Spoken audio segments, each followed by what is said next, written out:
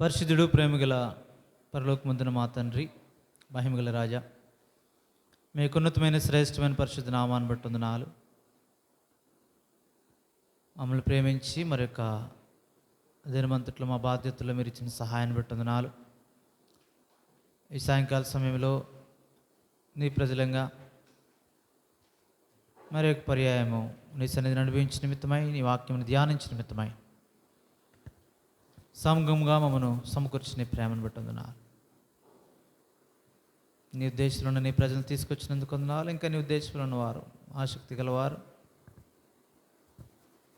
దేవ అనుకూలతలు మీ ద్వారా ఏర్పాటు చేయబడి వారిని మందిరంలో కనబట్టు కృపనివ్వండి. ఎవరైతే నిర్లక్ష్యంగా ఉన్నారో వారిని సంధించండి, కృపనివ్వండి. మటుకు నీ వాక్యమును, నీ మెలనైన స్వరమును వినుట ద్వారా మేము పోషింపబట్టుకు, ఆదరింపబట్టుకు, ధైర్యపరచబట్టుకు కృపను అనుగ్రహించండి. పాటల ద్వారా, లేఖనముల ద్వారా మనం సంధించండి. మీ సన్నిధి యొక్క ప్రసన్నతను మేము అనుభవించుటకు సహాయం చేయండి. వాతావరణాన్ని మీ స్వాధీనంలో ఉంచుకున్నందుకు వందనాలు. ఈ పవర్ సిస్టమ్స్ అన్ని మహిమార్థమే చక్కగా పనిచేయడం కృపనివ్వండి. సార్వత్రిక సంఘంలో చెదిరిన పరిశుద్ధుల కొరకు కూడా ప్రార్థిస్తున్నాం. వారి అవసరతల్లో కూడా చాలా దేవుడు ఉండండి. దేవా, నీ ప్రజలు ప్రతి ఒక్కరి అవసరం తీర్చండి. నీ మీద ఆధారపడి, నీ మీద ఆనుకుని నీ ప్రజలతో మీరుండండి. దేవా, దుష్టుడు తెచ్చి ప్రతి కలత కలవరాల నుంచి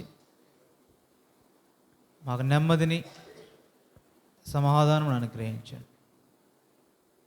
దేవా, నీ ఆత్మ ద్వారా నడిపించబడి నీ మహిమ కొరకు జీవించటకే కృపనివ్వండి. మరొకసారి మమ్మల్ని కృపాస్తాలకు అప్పగించుకుంటూ ఈ సాయంకాల సమయంలో మమ్మల్ని సింహాసనాసీనుడు వేయండి. మాతో ముచ్చటించి మాట్లాడమని యేసుక్రీస్తు ప్రభు మా రక్షకుని నామమున స్తుతించి గణపరిచి ప్రార్థించి వేడుకుంటున్నాం తండ్రి.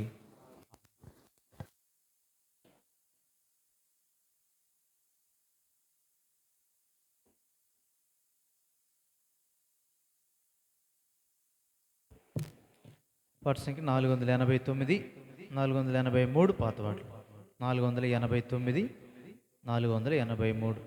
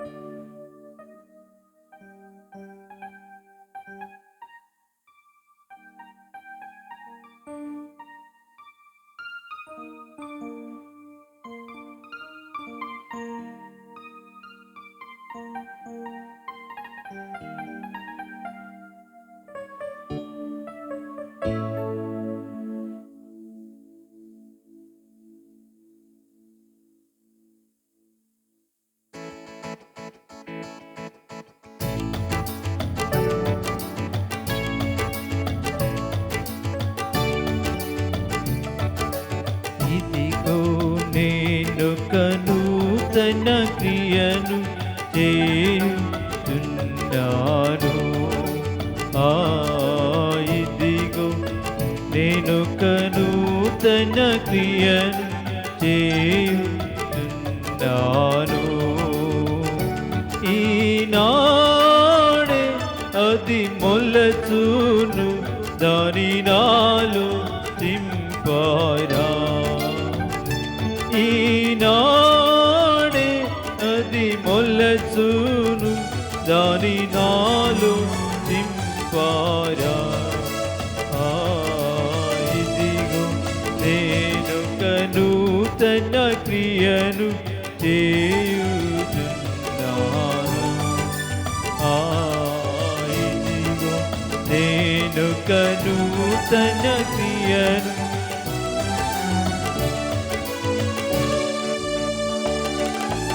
అడవిలో త్రోవను చేసి, ఎడారిలో నదులను నేను. అడవిలో త్రోవను చేసి, ఎడారిలో నదులను నేను. ఎల్లప్పుడూ సమృద్ధిగా ప్రవహింప చేసెదను. ఎల్లప్పుడూ సమృద్ధిగా ప్రవహింప చేసెదను.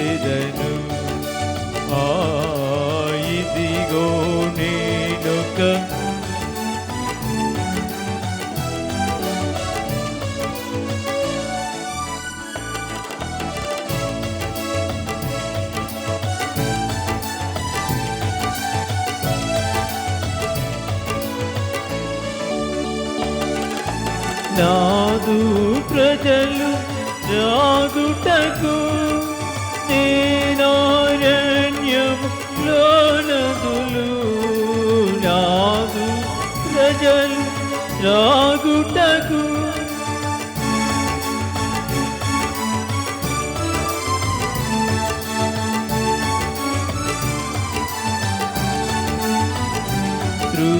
సృష్టించెదను నేను సమృద్ధిగా పారునట్లు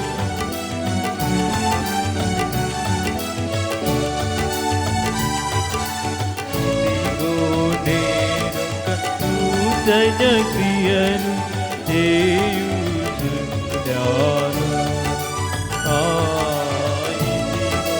నేనొక నూతన క్రియను చేయుచున్నాను.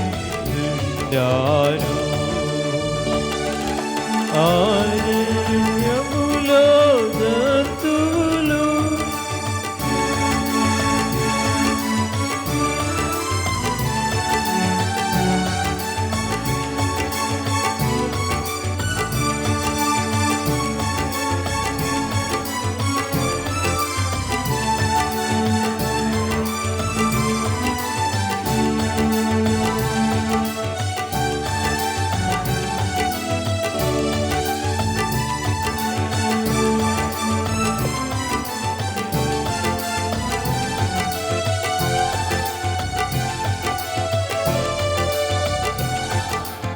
ఇదిగో నేనొక నూతన క్రియను చేయుచున్నాను.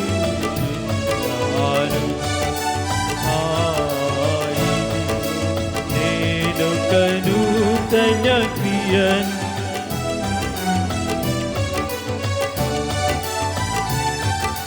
నూతన సృష్టిగా నిన్ను చేసి నీ శాంతిని నది వల్లే చేసి నూతన సృష్టిగా నిన్ను చేసి నీ శాంతి నది వల్లే చేసి నన్ను చూచి మహిమా పరచి స్తుతివాడ చేసేదను. నన్ను చూచి మహిమా పరచి స్తుతివాడ చేసేదను. ఇదిగో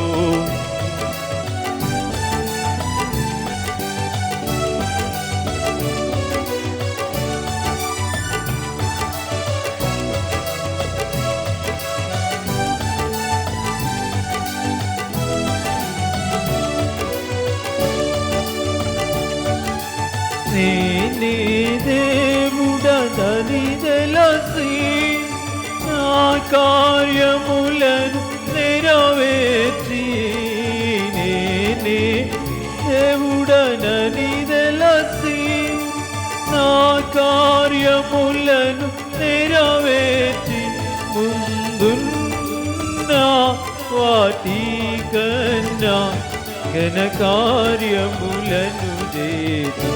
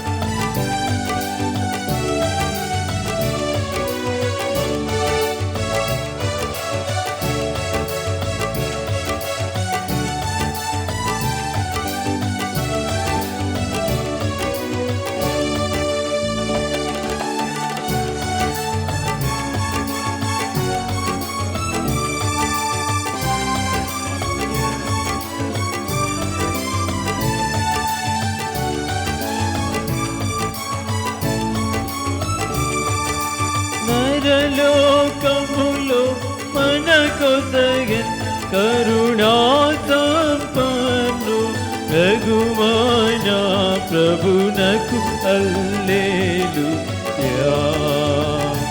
కరుణా సంపన్ను రఘుమాన ప్రభునకు హల్లెలూయా. ఇదిగో నేను కనూతన చేయుచున్నాను.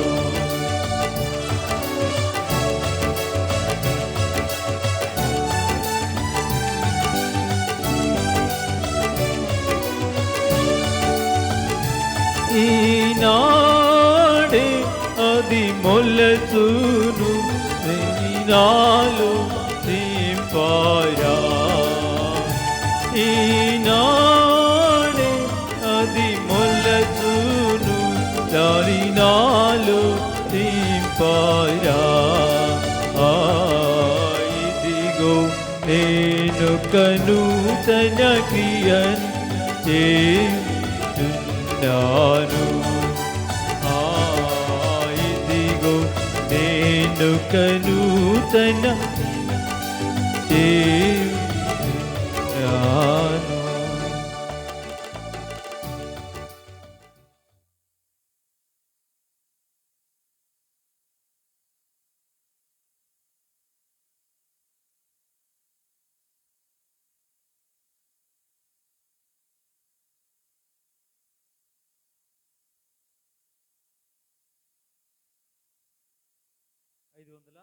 ఐదు వందల ఐదు 499 505వ పాట.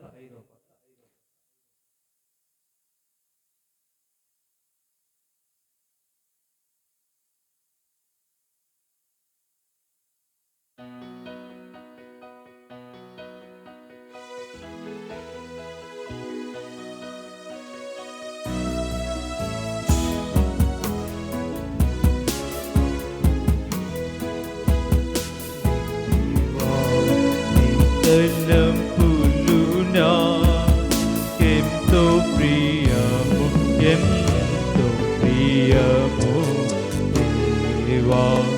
నీ తలంపులు నా వాటి మొత్తం దాసుడనగునే, వాటి మొత్తం దాసుడనగునే. నించి చెప్పేదా గొప్ప నించి చెప్పేద గొప్ప గొప్పది దేవా. నీ తలంపులు నాకెంతో ప్రియము, ఎంతో ప్రియము దేవా. నీ తలంపులు నా పాతాళపు ఆశములు నన్ను ఆరి కట్టగా. పాతాళపు ఆశములు నన్ను ఆరి కట్టగా. ఆవరించే మరణ గురులు, ఆవరించే మరణ గురులు. కృంగిపోతినో దేవా, కృంగిపోతినో దేవా, కృంగిపోతినో దేవా. ప్రార్థనలో పుర్రపెట్ట వింటివినా దీనాధ్వని. ప్రార్థనలో పుర్రపెట్ట వింటివినా దీనాధ్వని. అందుకే నే పాడెదా కీర్తించెదా దేవా. నీ తలంపులు నాకెంతో ప్రియము, ఎంతో ప్రియము దేవా. తలంపులు నా మీది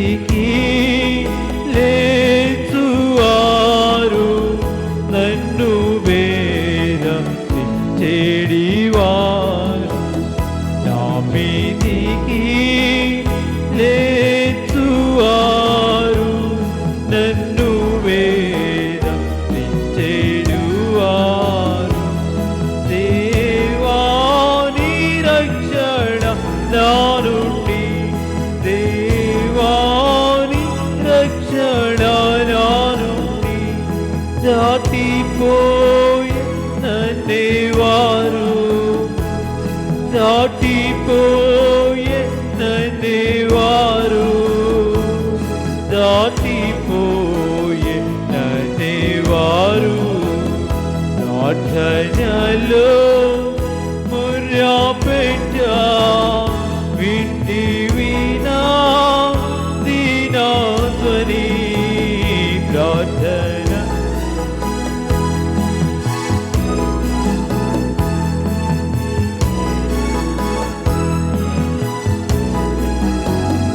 అందుకే నే పాడేదా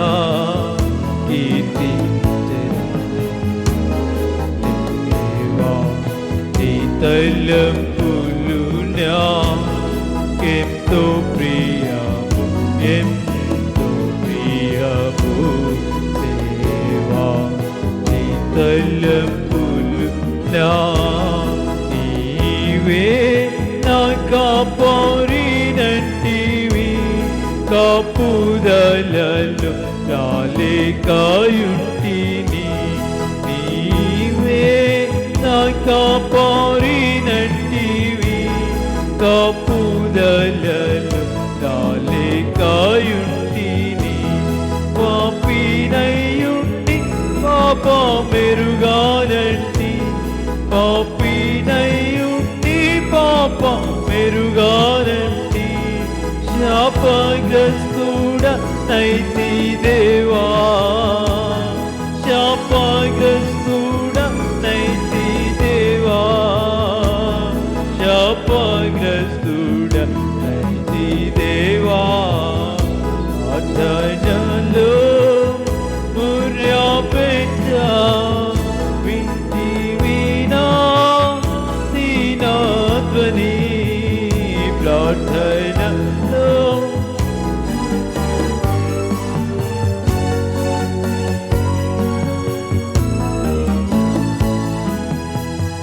అందుకే నే పాడేదా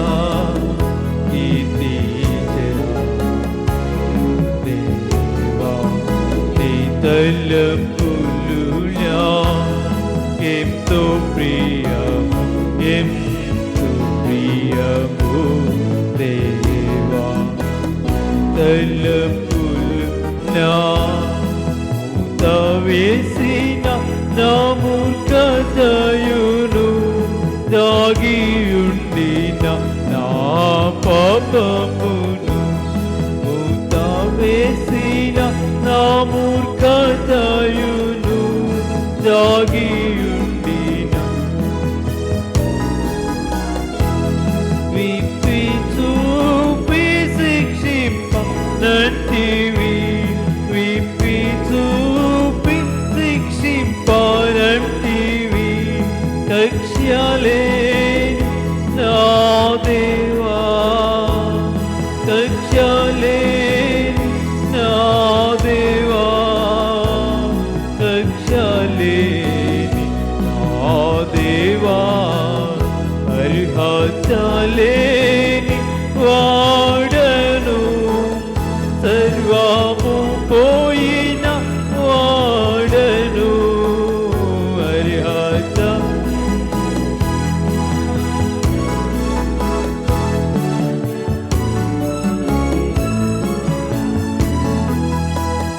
అందుకే నీ పాడేదా కీర్తించెదా దేవా నీ తలంపులు నాకెంతో ప్రియము ఎంతో ప్రియము దేవా నీ తలంపులు నేను నీ కట్టడలను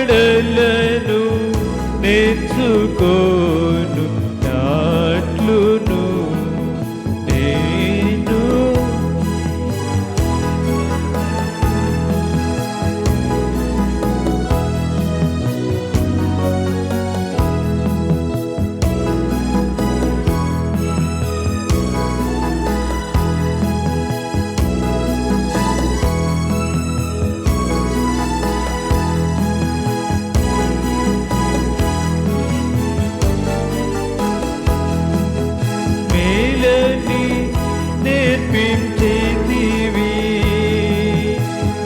మేలని నేర్పించితివి. నీ ధర్మశాస్త్రం నాకు ప్రియము, దినమెల్లా నేను ధ్యానింతును. నీ ధర్మశాస్త్రం నాకు ప్రియము, దినమెల్లా నేను ధ్యానింతును. అందుకే నే పాడెదా కీర్తించెదా. దేవా నీ తలపులు నాకెంతో ప్రియము, ఎంతో ప్రియము. దేవా నీ తలపులు నా పర్వతములు తొలగిపోయినను, తత్తరిల్లిన మెట్టలు మట్టమై. పర్వతములు తొలగిపోయినను, తత్తరిల్లిన మెట్టలు మట్టమై. ఒట్టు పెట్టుకొని నేను చెప్పేదా, ఒట్టు పెట్టుకొని నేను చెప్పేదా. విడచిపోదున నాదు కృపా.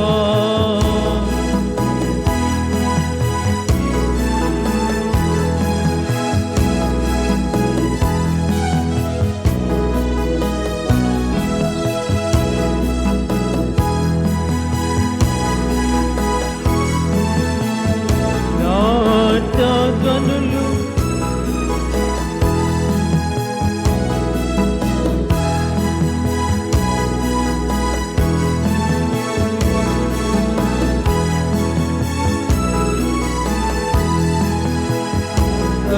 అంగీకరించు దేవా, కీర్తించెదా. దేవా నీ తలంపులు నాకెంతో ప్రియము, ఎంతో.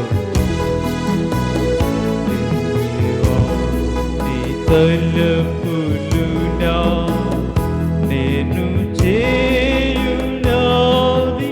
ఇప్పుడు నీవు ఏరుగా చాలవని. నేను చేయునాది ఇప్పుడు నీవు ఏరుగా చాలవని. తెలిసి కొందువు నీవు ఇక ముందుకు.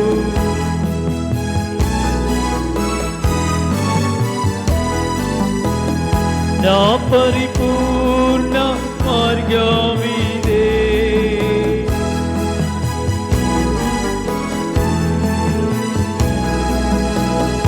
నా పరిపూర్ణ మార్గమిదే. వింటిని నే నీ స్వరము, కంటిని నే నీ రూపము.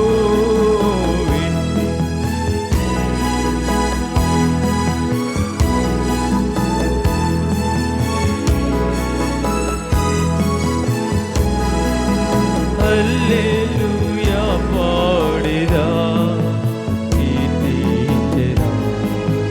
దేవా నీ తలంపులు నాకెంతో ప్రియము, ఎంతో ప్రియము.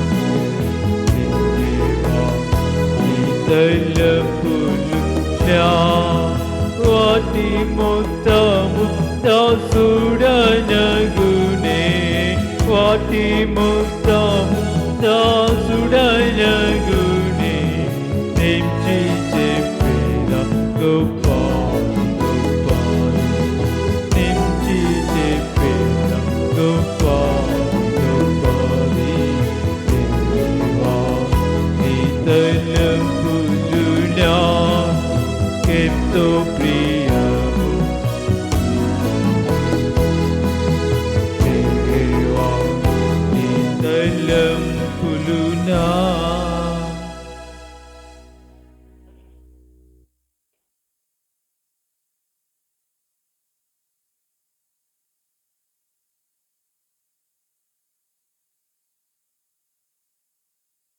పాట సంఖ్య 511, పాత పాటలు 505.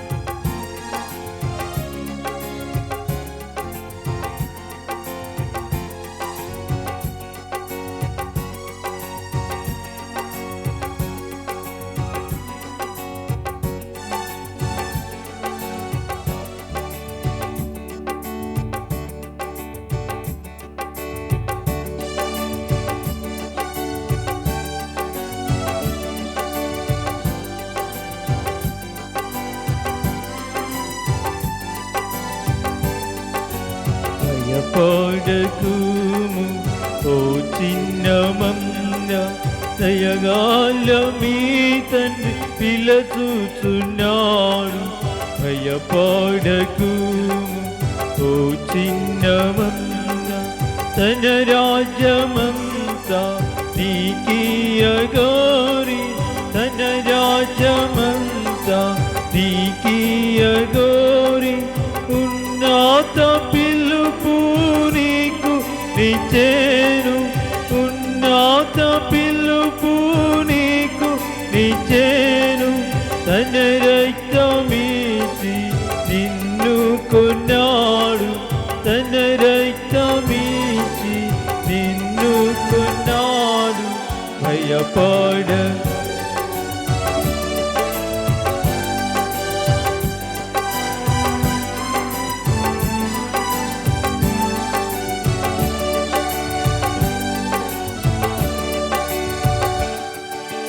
దేవుని రాజ్య మహిమాను పొందా,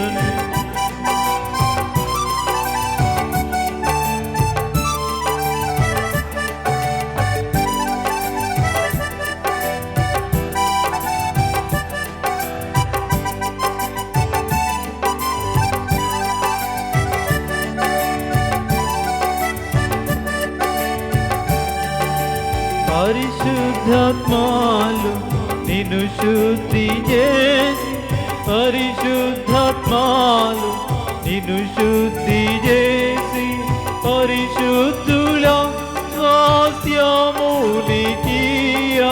పరిశుద్ధుల స్వాస్థ్యమునికియ.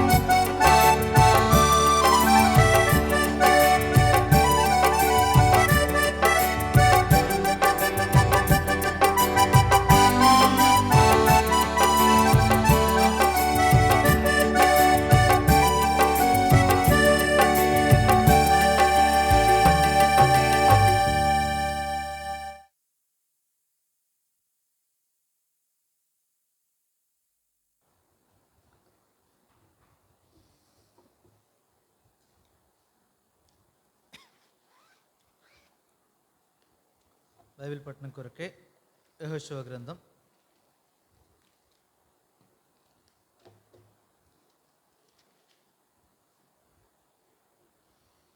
4వ అధ్యాయం.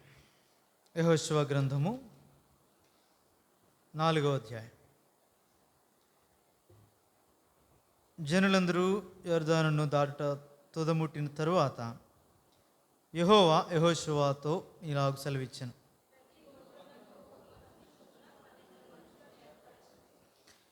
యాజకుల కాళ్ళు నిలిచిన స్థలమున యొర్దాను నడుమ నుండి 12 రాళ్లను తీసి వాటిని యువతలకు తెచ్చి, మీరు ఈ రాత్రి బస చేయు చోట వాటిని నిలువబెట్టుడని వారికి ఆజ్ఞాపించుము.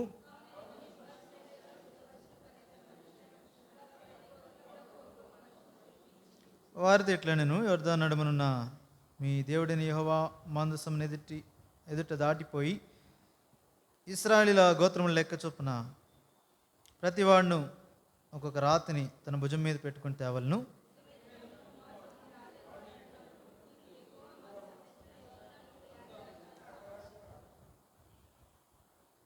అది యొర్దానును దాటుచుండగా యొర్దాను నీళ్ళు ఆపబడింది కనుక ఈ రాళ్ళు చిరకాలం వరకు ఇశ్రాయేలీయులకు జ్ఞాపకార్థం గుండునని వారితో చెప్పవలను. అది మీకు ఆనవాలయుండును.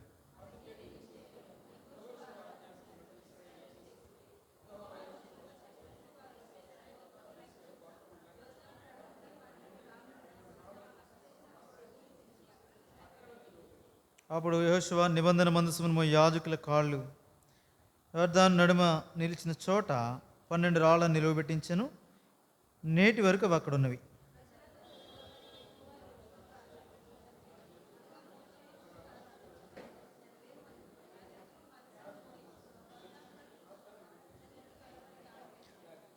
జనులందరూ దాటిన తర్వాత వారు చూచుండగా యెహోవా మందసము మోయు యాజకులు దాటిరి.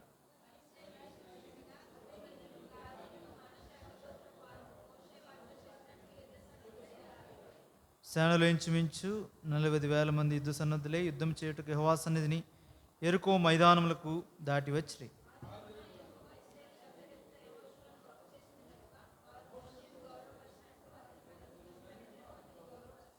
యెహోవా సాక్ష్యపు మందసమును మోయు యాజకులకు యొర్దానులో నుండి యువతలికి రండని ఆజ్ఞాపించమని యెహోషువతో సెలవేయగా, యెహోవా నిబంధన మందసమును మోయు యాజకులు యొర్దాను నడుమ నుండి ఎక్కి వచ్చినప్పుడు ఆ యాజకుల అరికాళ్ళు పొడి నేల నిలువగానే యొర్దాను నీళ్లు వాటి చోటికి ఎప్పటి వల్లనే మరలి దాని గట్లన్నిటి మీద పొర్లి పారెను.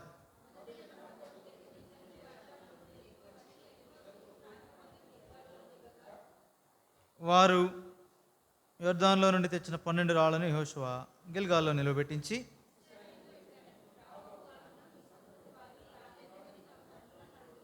అప్పుడు వారు ఇశ్రాయేలీయులు ఆరిన నేల మీద యొర్దానును దాటిరి.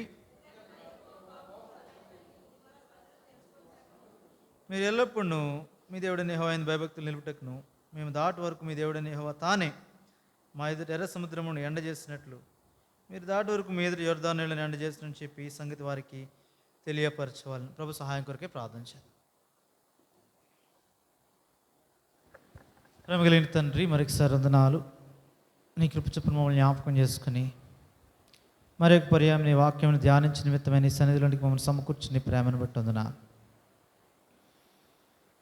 పాటల ద్వారా మీరు ఇచ్చిన వర్తమానాన్ని బట్టి వందనాలు. ఈ సమయంలో నీ అమూల్యమైన వాక్యం చదువుటకై కూడా మీరు మాకు ఇచ్చిన కృపకే వందనాలు. మా భాషలో మా కొరకు రాయించి ఇచ్చిన ఈ సంగతులు దేవా మేము చదువుకొనగలుగుటకే మా చేతులు ఉంచినందుకు వందనాలు. మటుకు దీనిలో ఆత్మ సంబంధమైన సంగతులు మా కొరకు ఏమవుతున్నాయో నీ ఆత్మ ద్వారా మాకు చూపించండి. మటుకు నీ వాక్యం ద్వారా నడిపించబట్టుకు సహాయం చేయండి. మానవ తలంపులు, మానవ జ్ఞానం, మానవ ఆలోచనలు కొట్టివేయండి. మేమందరం కూడా నీ వాక్యపు వెలుగులో నడుచుకొని నిన్ను సంతోషపెట్టుట ద్వారా నీ స్వరూపంలోనికి మార్పు చెందుట కృపనివ్వండి. నిలబడి నీ దాసుని నిష్ప్రయోజ దాసుని మీద ఒప్పుకొంచు దాన్ని నేను ఖాళీ చేసుకొని ఉంటుండగా మీ ఆత్మతో నింపి బలపరిచి నీ ప్రజల కొరకు యోగ్యమైన పాత్రగా వాడుకున్నాను. మీరు ఏదైతే సిద్ధపరిచారో మాకు ఇచ్చిన నిమిత్తమై అట్టి గొప్ప విలువైన సజీవమైన మాటలు వర్తమానంతో మమ్మల్ని తృప్తిపరచండి. ఇక్కడ వచ్చిన ప్రజల్ని వారిని బట్టి నేను స్తుతిస్తున్నాను. వారిని సన్నిధిలో గడుపుట ద్వారా వెంటనే ఆశీర్వాదములు వారితో వచ్చిన కృపను అనుగ్రహించమని చదవని లేఖనాలు మరొకసారి పరిశుద్ధపరిచి విరిచి పంచివ్వమని మీ వైపు చూస్తూ యేసుక్రీస్తు ప్రభువు రక్షకుని నామమున స్తుతించి గణపరిచి ప్రార్థించి వేడుకుంటున్నాం తండ్రి, ఆమేన్.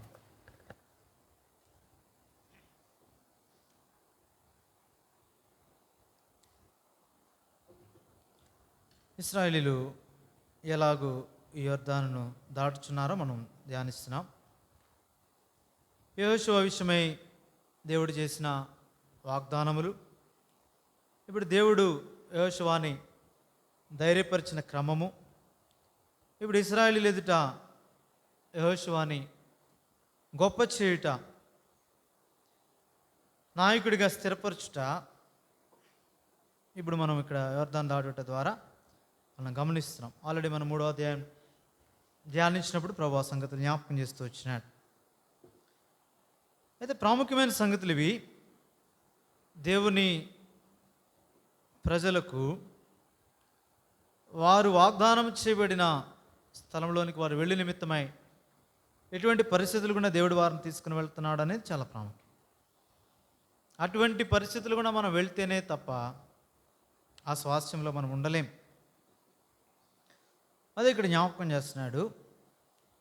సరే, గతంలో మనం చూస్తూ వచ్చినాం ఎలాగైతే దేవుడు వారికి బోధించాడో దాని ప్రకారం యెహోషువ ఎట్లయితే నడుస్తున్నాడో వారు నడిపిస్తున్నాడో చూస్తున్నాం. వారు ఆ మరణ నదిని ఆ యొక్క కాలంలో కట్లపై నుండి పారే ఆ నదిని దాటుట వారికి అసాధ్యమైన సంగతిని దేవుడు ఎలాగ వారి ద్వారా చేయిస్తున్నాడో మనం చూసాం. సరే, ఇప్పుడు 4వ అధ్యాయంకి వచ్చేసరికి మొదటి వచనం, జనులందరూ యొర్దానును దాటుట తుదముట్టిన తర్వాత ఇప్పుడు జనులందరూ దాటాలి, ఇశ్రాయేలీయులు అందరూ దాటాలి. అప్పటి వరకు మళ్ళీ మాట్లాడలేదు దేవుడు. అయితే మొదటి నుంచి అదే చూస్తున్నాం మనం.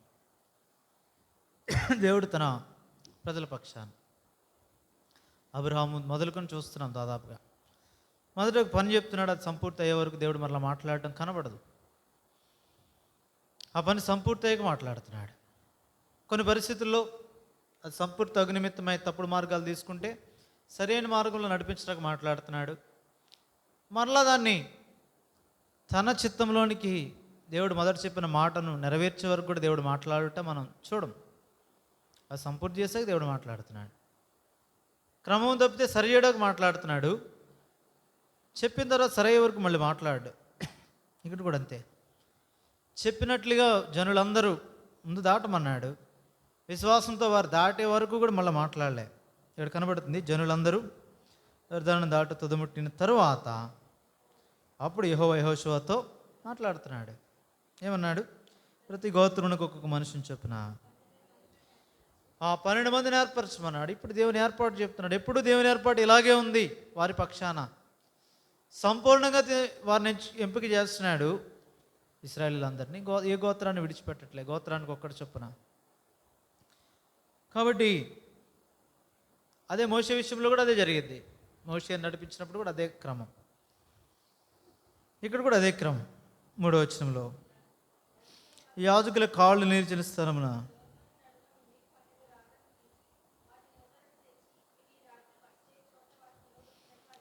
వారికి ఒక గుర్తు పెడుతున్నాడు. ఒక గుర్తుగా, ఒక జ్ఞాపికగా, ఒక సూచనగా దేవుడు అక్కడ 12 గోత్రాల వారికి యాజకులు కాళ్ళు నిలిచిన స్థలమున యొర్దాను నడుమ నుండి 12 రాళ్లను తీయాలి. క్రమాన్ని దేవుడే చెప్తున్నాడు. ఏం మార్చడానికి అవకాశం లేదు. ఖచ్చితంగా గోత్రానికి ఒకరు చొప్పున 12 మందిని ఏర్పరచబడాలా.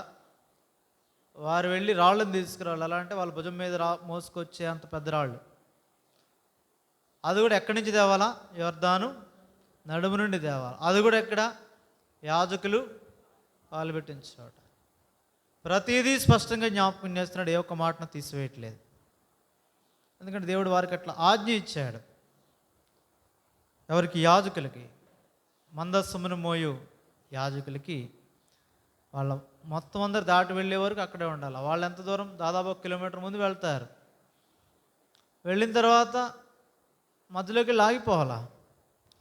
అందరు దాన్ని దాటుకుని వెళ్ళే వరకు వారు సాక్షులుగా దాన్ని చూస్తూ దాటి వెళ్ళాలా. త్వరపడిచి వెళ్ళిపోవాలా. చివరి వరకు వారు అక్కడే ఉండాలా. జనులందరూ దాటి వచ్చా కూడా వచ్చేయడానికి లేదు. యెహోవా ఆజ్ఞ కోసం వేచి ఉండాలా. ఇప్పుడు యెహోవా ఆజ్ఞ ఇచ్చాక ఆ ఆజ్ఞ యెహోషువకి ఇస్తున్నాడు. యెహోషువ ఆజ్ఞాపించిన తర్వాతే వారు ఏం చేయాలా? బయటికి రావాలి. దాని కొరకు అంత శ్రేష్టమైన అన్ని మాటలు వాడాడు. ఎక్కడి నుంచి తేవాలా? ఆ రాళ్ళు తీసుకుని రావాలా? భుజం మీద మోసుకొని వచ్చేంత రాళ్ళు తీసుకుని రావాలా? యొర్దాను నడుము నుండి తీసుకుని రావాలా?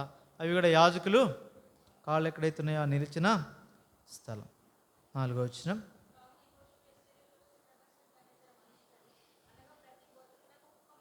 కాబట్టి ఇశ్రాయేలులో సిద్ధపరిచిన 12 మనుషులు, ఎవడు పడితే వాడు కాదు, సిద్ధపరచబడిన వారిని పంపిస్తున్నాడు. వాళ్ళు యెహోవా ఆజ్ఞను అనుసరించి చేయటకై సిద్ధ మనసు కలిగిన వారు, సిద్ధపరచబడిన వారు యెహోవా ఆజ్ఞ నెరవేర్చుటకై యెహోషువ ద్వారా ఏర్పరచబడిన వారు. వాళ్ళకి ఈ మాట చెప్తున్నాడు. 5వ వచనం.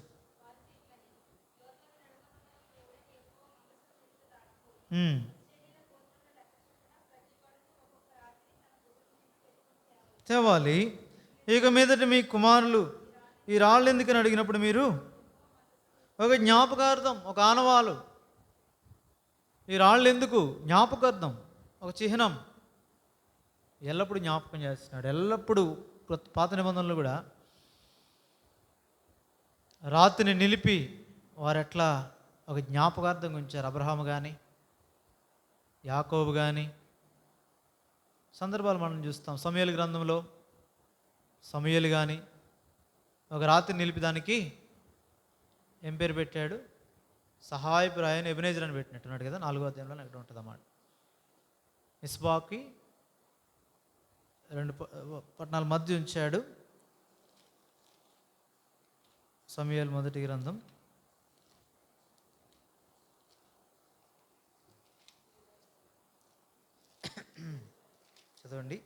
7వ అధ్యాయము 12వ వచనం.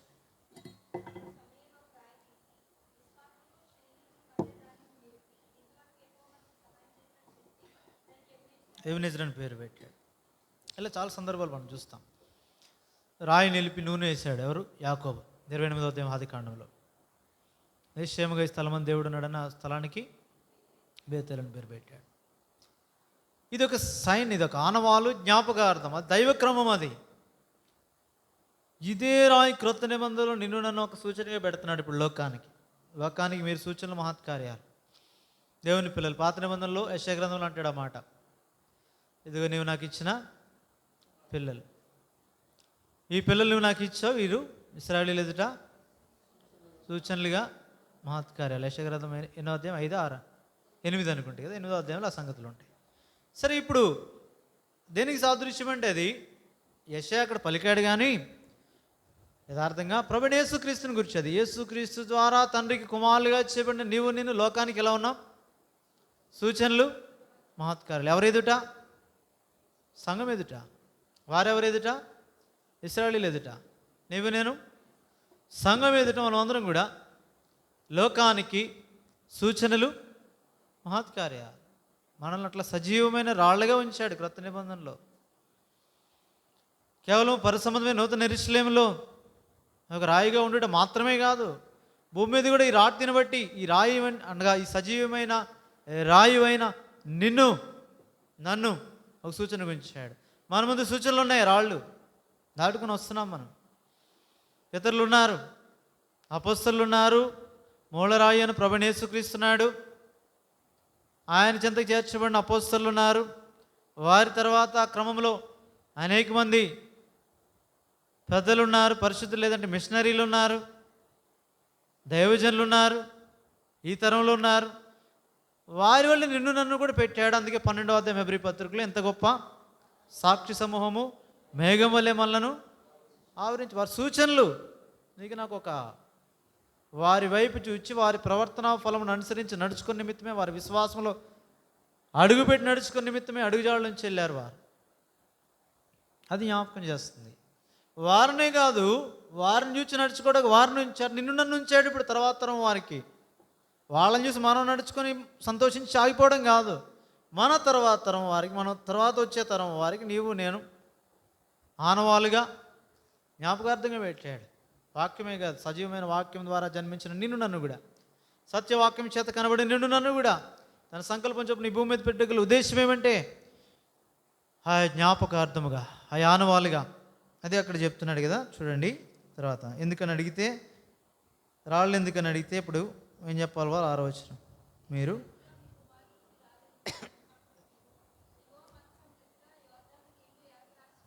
యెహోవా మందసం ఎదుట యోర్దాను నీళ్ళు, స్పష్టంగా దాని మెసేజ్ చెప్పేస్తున్నాడు. వర్తమానం, ఈ రాళ్ళ యొక్క వర్తమానం దేవుడు, నీవు సజీవమైన రాయి, నీ వర్తమానం దేవుడు. ఒక యాంగిల్ ఏంటో కోణం అంటే యెహోవా మందసం ఎదుట రాళ్ళు ఎలాగపడ్డాయి? యాజకులు ఎదుట కాదు, మనుషులు ఎదుట కాదు, దాని క్రీమ్ లేదంటే దాని యొక్క సారాంశం, ఉన్నతమైన ఉద్దేశం, ప్రాముఖ్యత ప్రభువైన యేసుక్రీస్తు. మందసం ప్రాముఖ్యత, నీలోనున్న దేవుడు. ఏ దేవునికి ఆలయంగా ఉన్నావో ఆ పరిశుద్ధాత్మ దేవుణ్ణి ఆయన శక్తి ద్వారా నీ శరీరం ద్వారా క్రీస్తు యొక్క సారూప్యత లోకానికి సంఘం ఎదుట కనపరచబడాలా. అది ఇక్కడ జ్ఞాపకం చేస్తున్నాడు. యెహోవా నిబంధన మందసం ఎదుట, యెహోవా మందసం ఎదుట యోర్దాను నీళ్లు ఏకరాశిగా ఆపబడిను.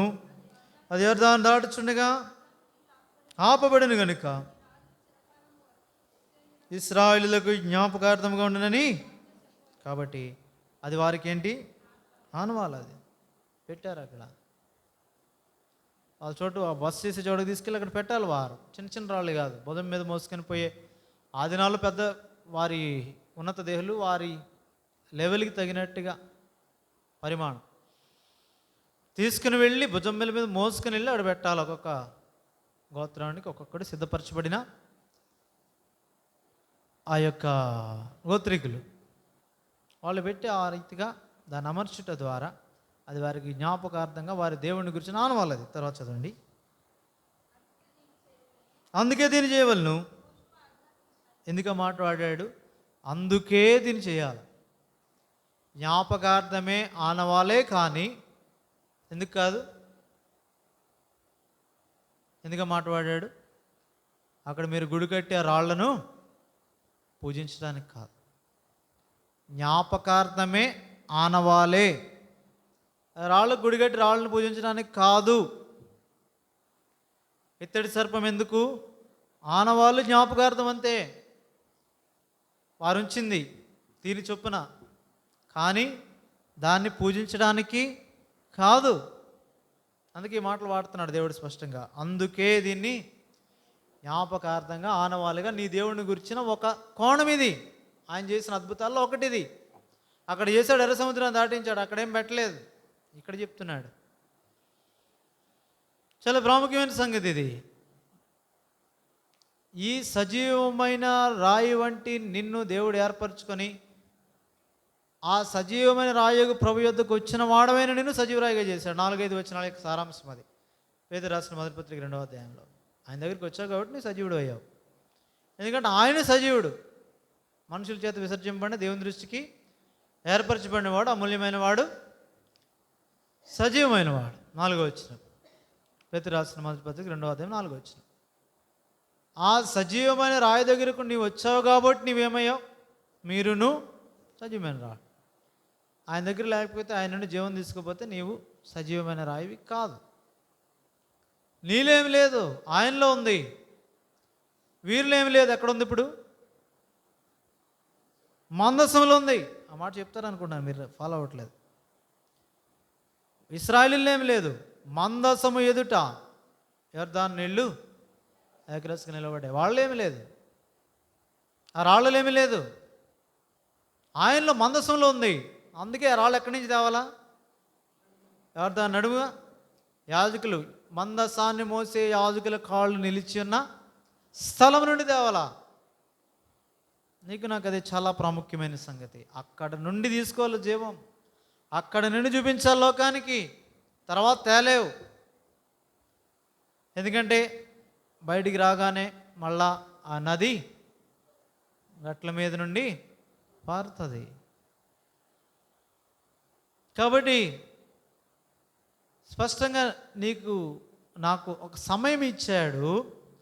ఆ సమయంలోనే నువ్వు తీసుకొని రావాలా, చెప్పబడిన స్థలంలోనే తీసుకొని రావాలా. ఇవన్నీ కూడా దేన్ని జ్ఞాపకం చేస్తున్నాయంటే, క్రొత్త నిబంధనలో ఈ సజీవమైన రాళ్ళుగా ఏర్పరచబడి నా పరిచర్య ఎప్పుడు పడితే అప్పుడు జరిగేది కాదు. ఆయన ఉదాహరణకి అబ్రహాం జీవితంలో కూడా అంటాడు, నిర్ణయ కాలం అని అంటాడు. ఇది చాలా ప్రాముఖ్యం. ప్రభువుని గురించి క్రొత్త నిబంధనలో యుక్త కాలం అని అంటాడు, డ్యూ టైం అంటాడు. యుక్త కాలము ఇప్పుడు గలతీ 4:4 కూడా అంటాడు, కాలము పరిపూర్ణమైనప్పుడు అన్నాడు. రోమాపత్రికలో యుక్త కాలం అని అంటాడు. యుక్త కాలం అందు భక్తిహీనుల కొరకే చనిపోయిన అంటాడు. ఇది డ్యూ టైం. పాత నిబంధనలో నిర్ణయ కాలం అంటాడు. నీ కొరకే నా కొరకు కూడా అంతే. ఒక కాలం ఉంటుంది. కాలంలో సమయంలో ఆయన స్వాధీనంలో ఉన్నాయి. ఆ సమయం కోసం నువ్వు ఎదురు చూచా పనిచేయాలా, సిద్ధంగా ఉండాలా. ఎవరు? సిద్ధపరచబడిన వ్యక్తులు. గోత్రానికి ఒకడు రెడీగా ఉండాలి. దేవుడు ఆ సమయానికి వెళ్ళమన్నప్పుడు వెళ్ళి స్థలాన్ని నువ్వు గ్రహించి గమనించి చూచొచ్చావు కదా. ఆ మందసాన్ని చూసుకుంటూ వచ్చావు. దాటినప్పుడు ఎలా వచ్చారు వారు? ఆ మందసాన్ని చూస్తూ వచ్చారు. అది అక్కడ కనబడుతుంది, మనం చదివాం దాన్ని. 5వ వచనం,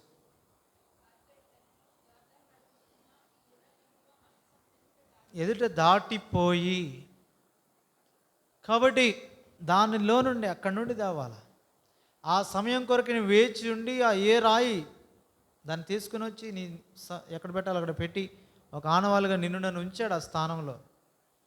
మనము అందుకే దాన్ని చేయాలి. నిన్ను పూజింపబడ్డానికి కాదు, నీ ద్వారా నా ద్వారా ఈ సజీవమైన రాళ్ళుగా ఆయనతో ఉన్న కారణాన్ని బట్టి అనేక అద్భుతాలు, అద్భుత ఆశ్చర్యకారాలు, అనేక స్వస్థతలు, అనేకమైన భూ సంబంధమైన విలువైన సంగతులు నీ ద్వారా నా ద్వారా దేవుడు జరిగించవచ్చు. కానీ ఒక జ్ఞాపకార్థంగా ఇంకేంటి?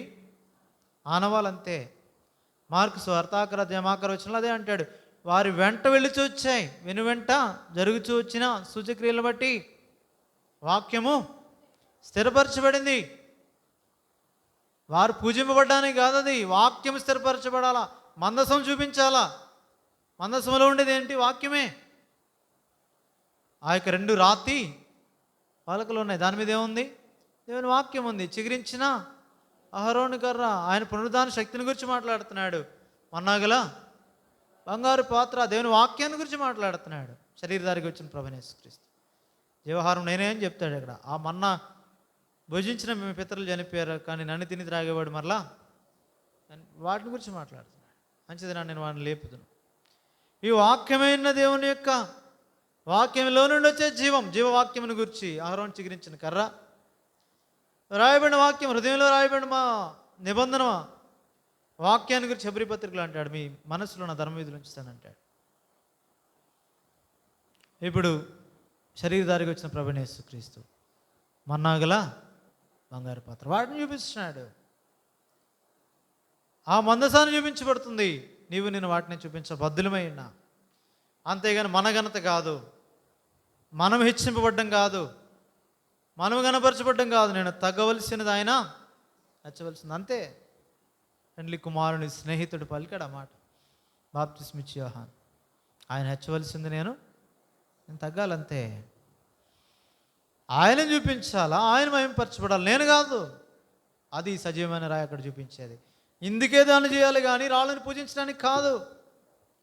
ఎందుకంటే ముందు వెళ్ళే స్థలాలు అలాంటివి, ఇప్పటి వరకు కాదు. ఇప్పుడు ముందు వెళ్ళే స్థలాల్లో వాళ్ళు చెట్టును పూజిస్తారు, రాళ్ళను పూజిస్తారు, పర్వతాలను పూజిస్తారు, ఎత్తైన ప్రతి స్థలంలో ఉన్నత స్థలాలను బల్లర్పిస్తారు. మీరు అలా చేయకూడదు. ఎందుకు చేయాలి మరి? ఇది మీకు జ్ఞాపకార్థం. ఆనవాళ్ళు దేనికి? ఆనవాళ్ళు యెహోవా నిబంధన మందసానికి ఆనవాళ్ళు. అది చేసిన అద్భుతానికి. ఆ మందసం వారి ఎదుట విశ్రాంతి వెతుకునితో వెళ్తుంది. ఆ మందసం ఎదుట ఏది నిలువ నేరదు.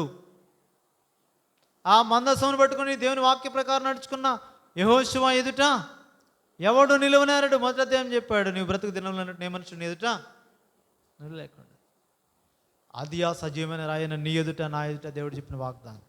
యెహోషువ ఎదుటే కాదు, నీ ఎదుట నా ఎదుట వాక్యం ఎప్పుడైతే మన హృదయంలో పెట్టుకుని వాక్యానుసారంగా జీవిస్తామో మన ఎదుట ఎవడు నిలవలేడు. సంఘం ఎదుట పాతాళ లోక ద్వారములు నిలవలేరు. అనేకసార్లు వాక్యం తెలుసు కానీ వాడిని అన్వయించుకొని కారణాన్ని బట్టి అన్నీ మనకి వ్యతిరేకంగా దేని మీద అయితే అధికారులుండికై దేవుడు మనల్ని ఏర్పరిచాడు, అంటే క్రీస్తులో అన్నిటిపైన క్రీస్తున్నాడు, దానిలో మనల్ని ఉంచాడు. సమస్తం ఆయన పాదముల క్రింద ఉంచాడని రాయబట్టి వచ్చింది.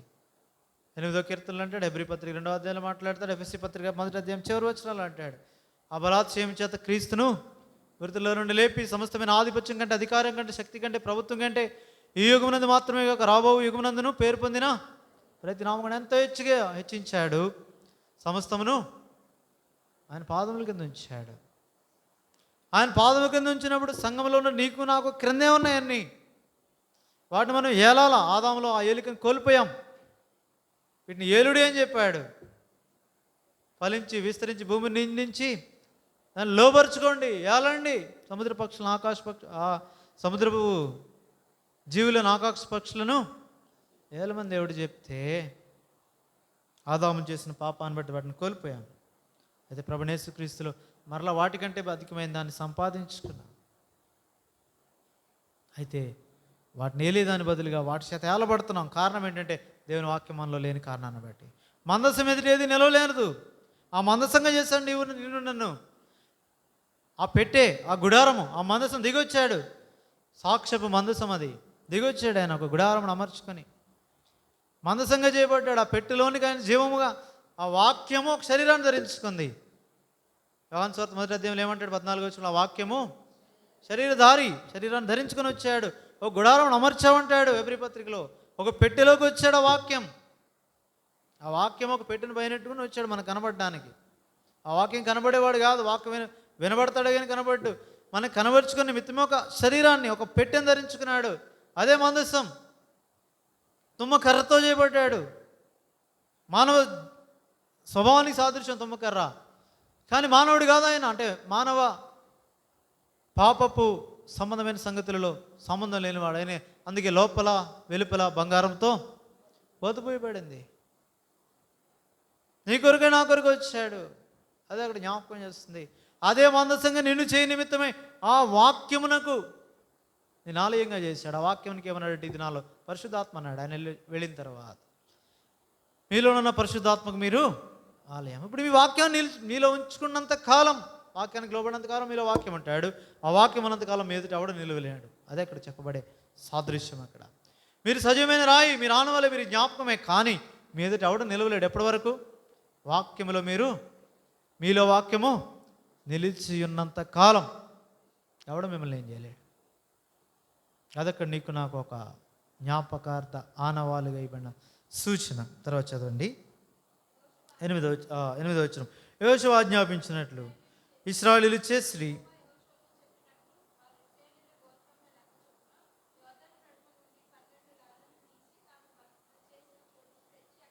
అక్కడ నిలువబెట్టిరి.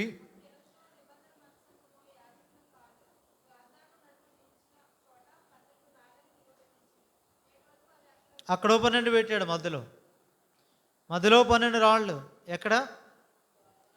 ఎక్కడైతే నది నడుమ ఆ యాజకులు కాళ్ళు ఉన్నాయో అక్కడ 12 రాళ్ళు పెట్టించాడు. నేటి వరకు ఉన్నాయి. అక్కడ పెట్టించడమే కాదు, దేవుడు ఎక్కడ పెట్టమని చెప్పాడు? ఇప్పుడు తాము బస చేసే చోట అక్కడ పెట్టమన్నాడు కదా ముందు. అక్కడ కూడా తీసుకొచ్చారు. ఈ రాత్రి బస చేసే చోట అంటాడు కదా 3వ వచనంలో, అక్కడ కూడా తెచ్చారు. తర్వాత 10వ వచనం,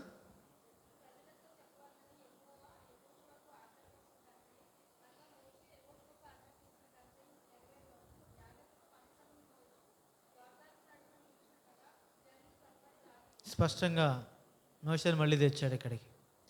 ప్రజలతో చెప్పవలనని యెహోవా యెహోషువకు ఆజ్ఞాపించినదంతయు, అనగా మోషే యెహోషువకు ఆజ్ఞాపించినదంతయు మీరు ఇది చెయ్యాలి చెప్పాడు. అక్కడ నెరవేరు వరకు యాజకులు మందసమును మోయిచు నీకు నాకు ముందు పెట్టాడు. అందుకే అంటాడు, దుఃఖముతో వారు ఆ పని చేసిన ఎడలా, ఆ మాట వాడతాడు అక్కడ, మీ పైన నాయకులుగా ఉన్న వారిని అని గౌరవించండి, వారి ప్రవర్తనా ఫలమును ఆచరించిన వాళ్ళకి దుఃఖం కలిగజేయద్దు. ఈ మాటలు ఎందుకంటే వాళ్ళు నీకంటే ముందు వెళ్ళారు. వాళ్ళు నీ వంటి వారే, కానీ నీ కొరకు ముందు వెళ్ళాల్సింది వాళ్ళే. వాళ్ళని పెట్టాడు మందకు మాదిరిగా, లేదంటే కాపరులుగా మందకు బాధ్యత విషయమే పెట్టాడు కొంతమందిని. అంతా సమానమనడానికి లేదు. ఇప్పుడు ఎందుకు పెట్టాడు? పరిచర్ల విషయంలో. యాజకత్వం విషయం అందరూ సమానం. ఎవరైనా ప్రభుని ఆరాధించవచ్చు, ఎవరైనా ప్రభుని ప్రార్థించవచ్చు, నేరుగా ప్రభుతో సహవాసం, మధ్యవర్తి లేడు. సంఘ నియమం ప్రకారం క్రమము చొప్పున మాత్రం, అలా కాదు, అన్ని అవయవాలు ఒకటి కాదు, వేరు వేరు పనులు. ఈ విషయంలో ఈ బోర్డర్ లైన్ దాటకూడదు. ఖచ్చితంగా ఆ సున్నితత్వాన్ని గ్రహించాలా. ప్రభు శరీరంలో వివేచన అంటే అదే. కొందరిని పెట్టాడు, మరి మునిగిపోయినా వాళ్ళే మునిగిపోవాలా. యోర్దాను నీళ్ళు ఏకరాశిగా ఆగపడ్డాయి, అందరిలోకి వచ్చిన నీళ్ళు మునిగిపోవాల్సింది వాళ్ళే. విశ్వాసంతో ఉంటే ప్రభు మాటకు లోబడి ఉండవలసిందే. ఈ లోపు అవి వారి మీద నుంచి పారు వెళ్ళిపోయినా నిలిచి ఉండవలసిందే. మోస్తూ, దేన్ని మోసుకుంటూ? మందసాన్ని మోసుకొని ఉండవలసిందే. ఇక్కడ భారం పెట్టాడు వారికి. సంతోషం చేయాలి, వారాలు పని సంతోషం చేయాలి. సంధిగా వారికి దుఃఖం కలిగజేయద్దు అంటాడు పత్రికల్లో. నేను వారి విషయమే జాగ్రత్తగా ఉండాలి, మన పైన నాయకులుగా ఉండవా. కాబట్టి దేవుడు ఏర్పరిచిన నియామకత్వం అది. ఎప్పుడు వారి యొక్క స్థాయిని బట్టి ఉన్నత స్థితిని చూడటమే కాదు, వారి బాధ్యతను కూడా మనం గ్రహించి వారి యొక్క బలహీనతలు వారి కొరకు ప్రార్థన చేయ బద్దులమే అన్నాము నీవు నేను కూడా. ఎందుకంటే వారికి చాలా శక్తి అవసరం. మన పైన నాయకులుగా ఉన్నవారు, మందకు మాదిరి దైవ సేవకులు, పెద్దలైన వారు, వారి బాధ్యత గల వారికి చాలా శక్తి అవసరం. ఎందుకంటే వారు మొదటిగా వ్యక్తిగతంగా వారి శరీరాల మీద వారి శక్తి కావాలా. సామాన్యమేం కాదు. ప్రభు వారి ఉదాహరణకి యేసుక్రీస్తు జీవితంలో అది కనబడుతుంది. ఆ యొక్క రక్తస్రావం కలిగిన స్త్రీ ఆయన ముట్టుకుంటే, ఆయన వస్త్రపు చెంగు ముట్టుకుంటే ఏమైంది? వీకైపోయాడు ఆయన. సామాన్యమేం కాదు, అది మనకు కనబడేది అంత సులభంగా కనబడొచ్చేమో, కానీ ఆయనలో నుండి ప్రభావము అంటే అర్థం ఏంటంటే వీకయ్యాడు ఆయన. ఆయనలో శక్తి కొంత వెళ్ళింది. ఆయన శరీరధారిగా ఉన్నాడు, ఆయనకు కూడా ఆహారం అవసరం. తెలిసి వెళితే ఓకే, ఆయన రెడీగా ఉంటాడు, సిద్ధంగా ఉన్నాడో లేడో. ఇప్పుడు ఆయనలో నుండి ప్రభావం వెళ్ళిందంటే ఆయన కొంత శక్తి ఏమైంది? తగ్గింది. దానికి ఆయన ఏం చేసుకోవాలి? ఇప్పుడు తను తాను సెట్ చేసుకోవాలి. అంటే ఉదాహరణకి ఎనర్జీ డౌన్ అయినప్పుడు ఎట్లా, మనం షుగర్ డౌన్ అయినప్పుడు, ఎనర్జీ డౌన్ అయినప్పుడు ఎట్లా కొన్ని పదార్థాలు తీసుకుంటాం, అట్లా అలాగా వీక్ అని కాదు, కానీ ఆయన సంపూర్ణమైన ఆరోగ్యవంతుడు కాబట్టి తట్టుకోగలడు. కానీ తగ్గింది, ప్రభావం ఆయనలో నుంచి వెళ్ళింది. శారీరకంగా కొంత శక్తి ఆయనలో నుండి బయటికి వెళ్ళింది. అది మనం జ్ఞాపకం చేసుకోవాలి. అందుకే వారు కూడా బలహీనలను గుర్తెరిగి వారి కొరకు మరింత ఎక్కువగా ప్రార్థన చేయబద్దులమే అన్నాం. మన ప్రార్థనలో జ్ఞాపకం చేసుకోవాలి. అందుకే పలుమార్లు పరిచర్య విషయమే ప్రార్థన చేయమని కోరేది. ఎందుకంటే ఆచారం అలవాటు కాదు, శక్తి కొరకే. శత్రువు ఒక పక్క ప్రభావం వెళ్తుంది, బలహీనమైపోతాం. ఆ మటుకు నేను వ్యక్తిగతంగా అనుభవాన్ని కలిగిన వాడిని, బలహీనమైపోతాం. ఎదుటివానికి ప్రార్థన చేసి ఎదుటివానికి స్వస్థత వచ్చిందంటే, ఎవరి ద్వారా స్వస్థత వస్తుంది? యథార్థంగా ప్రభు ద్వారా కలిగితే స్వస్థపరిచినోడికి బలహీనత వస్తుంది. అంటే ఎనర్జీ పోతుంది, తగ్గుతుంది, భౌతిక సంబంధమైన శక్తి తగ్గుతుంది. అలాంటప్పుడే సంఘం యొక్క ప్రార్థన, వ్యక్తిగత ప్రార్థన అప్పటికి సరిపోదు, సపోర్ట్ సరిపోదు. ఒక్కళ్ళమే ప్రార్థన చేస్తే సరిపోదు, అది కుటుంబంగా ప్రార్థన చేస్తే సరిపోదు, అది సంఘముగా చేసిన ప్రార్థన బట్టి అట్టి స్థితిలో బలపరచబడతాం. స్వస్థత విషయాల్లో దైవ వాక్కునిచ్చినప్పుడు కూడా ఆయా స్థలాల్లో దురాత్మలు పనిచేస్తున్నప్పుడు వాటిని జయించి నిమిత్తమై వ్యక్తిగతంగా ఒక్కడి ప్రార్థన పనికిరాదు. అందుకే ఆయన వారిని ఇద్దరిద్దరిగా పంపాడు. పంపినప్పుడు కూడా ఫిజికల్గా ఆత్మీయంగా కూడా సంఘ ప్రార్థన వారి వెంట లేకపోతే ఎవడో పని చేయలేడు. అది ఒకవేళ పని చేస్తున్నారంటే దైవచిత్తం కాదు. సంఘ ప్రార్థన సపోర్ట్ లేకుండా కూడా వాళ్ళు చేయగలుగుతున్నారంటే యేసు నామ ప్రభావాన్ని బట్టి పని జరుగుతుంది. కానీ ఒక దినాన్ని ప్రభు దగ్గరికి వెళ్ళినప్పుడు ఏమంటాడు ప్రభు? నేను మిమ్మల్ని ఎన్నడను ఎరిగిన అంటాడు. క్రమం ఏంటంటే సంఘ ప్రార్థనలు బట్టి బలపరచబడాలా. అంటే దైవ సేవకుడు ఒకడే కాదు, సంఘములో నుండి పంపబడిన ప్రతి పరిచారకుడు ఏ పరిచర్య నిమిత్తం పంపబడినా ప్రభావవంతంగా పరిచర్య జరుగుతున్నప్పుడు తనలోనున్న భౌతిక సంబంధమైన శక్తి పోతుంది, తగ్గుతుంది. పోవడం అంటే వెళ్తుంది, బయటికి మైనస్ అవుతుంది. ఆ తగ్గబడిన పోయిన ఇయ్యబడిన శక్తి మన ప్రార్థనల వలన ప్రభు దాన్ని ఏం చేయాలా? నింపాలా. సమస్తమును నింపుచున్న వాని సంపూర్ణత ఏంటి? సంఘము. మర్చిపోకూడదు మీరు. ఎఫ్ఎస్సి పత్రిక 1వ అధ్యాయం 1వ వచనం చదవండి. ఎఫ్ఎస్సి పత్రిక 1వ అధ్యాయం 1వ వచనం.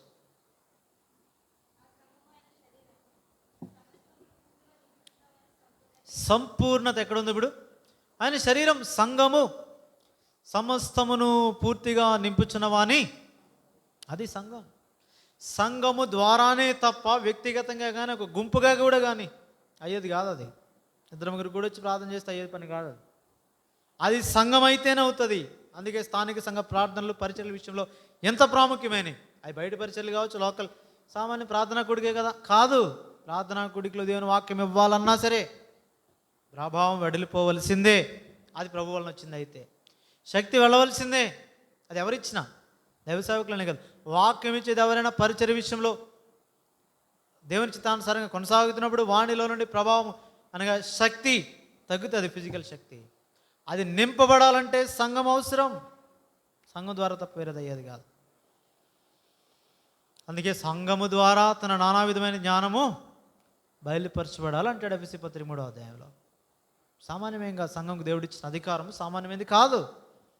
అనేకసార్లు అది ఎరుగక, ఇటు పైన వాళ్ళు బోధించక, క్రిందన వాళ్ళు ఎరుగక, స్పర్శించక, నిర్లక్ష్య పెట్టి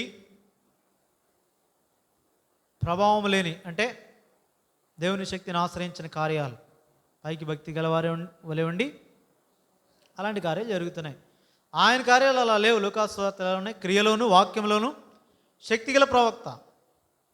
మనకు శక్తి అనేది లేదు. క్రియలు ఉంటే వాక్యం ఉంటుంది. శక్తి గల ఎందుకు రావట్లేదంటే శక్తిని కోరట్లేదు. శక్తి ఎక్కడ ఉంది? సంఘంలో. మనలో కార్యకార్యకు తన శక్తి ఎక్కడ? సంఘములో తరతరములకు మహిమ క్రీస్తు యేసుకు. సంఘం అనేది చాలా ప్రాముఖ్యం. అది జ్ఞాపకం చేయబడుతుంది ఇక్కడ. దాన్ని కోల్పోవడానికి అవకాశం లేదు. ఆ స్పర్శ చాలా ప్రాముఖ్యమైంది. అందుకే వేరు వేరు స్థాయిలు ఇచ్చాడు.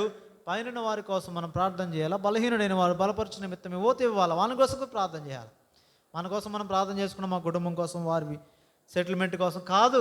ఇది కాదు క్రైస్తవ జీవితం. అది స్వార్థ జీవితం. అది కాదు. అది ప్రతి వాళ్ళు ఎదుటివాని కొరకు మేలు చేయాలా, ఎదుటివాడిని చూడాలా, ఒకటి భారంలో ఒకరు భరించాలి. ఇది క్రీస్తునేమని చెప్తుంటే మన కోసం మనమే చేస్తుంటే ఇంకేముంటుంది? ఎదుటివారు అవసరతుంటే వాని భారంలోను ఎదుటివాని అనగా సంఘములో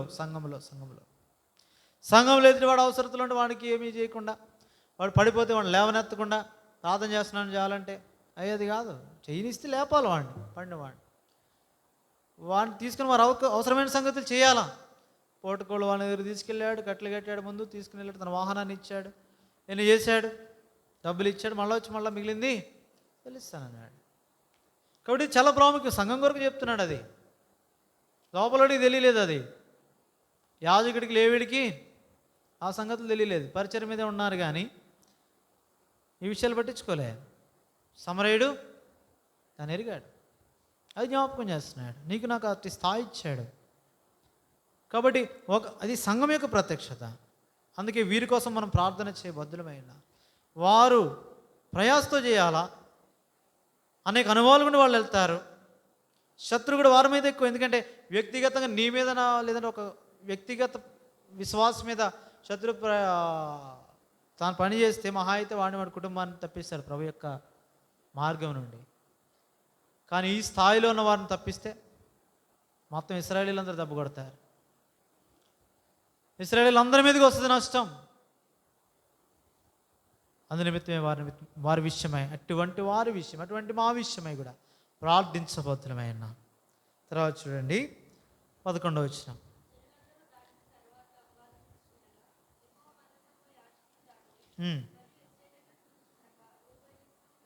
ఈ 2 చోట్ల కూడా చెప్పాడు. వారు చూచుచుండగా రహస్యంగా కాదు, వారు ఎదుట పెట్టారు. కొండ మీద నుండి పట్టణము ఏముండదు మనకి. నీవు నేను ఆవిడికి మరుగ్గా రహస్యంగా పనిచేయడానికి ఏమి లేదు. ట్రాన్స్పరెంట్, అందరికి కనపడతాం. రహస్యాలు ఏముండవు. అలాగుంటేనే కొండ మీద ఉన్నట్టు, లేకపోతే లేనట్టే. అలాగుండాలనే ప్రభు కోరుతున్నాడు.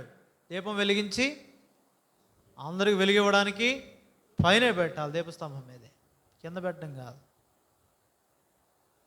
కొండ మీద నుండి పట్టణము మరుగే ఉండదు. నా ప్రతిక్రియ కనబడుతుంది. రహస్యంగా చేసుకోవడానికి ఏముండదు సంఘంలో. వాళ్ళు చూస్తూ ఉంటుండగా యాజకులు దాటారు. చూస్తూ ఉంటుండగా యుద్ధ సన్నదిలో రూబేనీలు, గాదీలు, మనషే, అర్ధగోత్రం వారు తమ వారిని అటు పక్కన విడిచిపెట్టి ముందొచ్చారు. తర్వాత యుద్ధం చేయడానికి యెహోవా సన్నిధిని ఇప్పుడు మోయాబు మైదానంలో నుండి ఎక్కడికి వచ్చారు?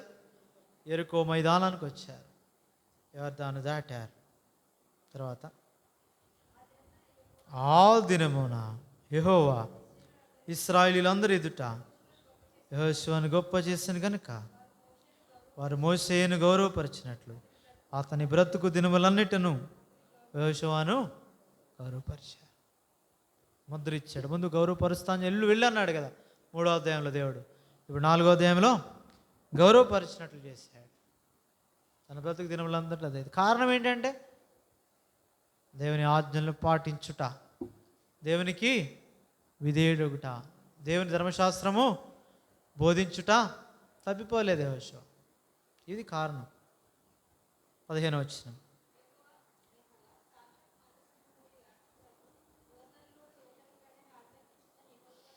కాబట్టి ఇది క్రమం మళ్ళీ చూపిస్తున్నాడు. దాటిరి అని రాయబడింది పైన. ఎలాగ దాటారు ఇప్పుడు చెప్తున్నాడు. ఎలాగ దాటారు? అందరూ దాటిన తర్వాత మాట్లాడాడు యెహోవా. ఏమని మాట్లాడాడు? అక్కడ ముందు దాటిన తర్వాత మాట్లాడిన సంగతి 4వ అధ్యాయం మొదటి నుంచి చదివాం. ఇప్పుడు సాక్ష్యపు మందసమును మోయు యాజకులకు రెండని దేవుడు చెప్పాడు. వారితో చెప్పాడా?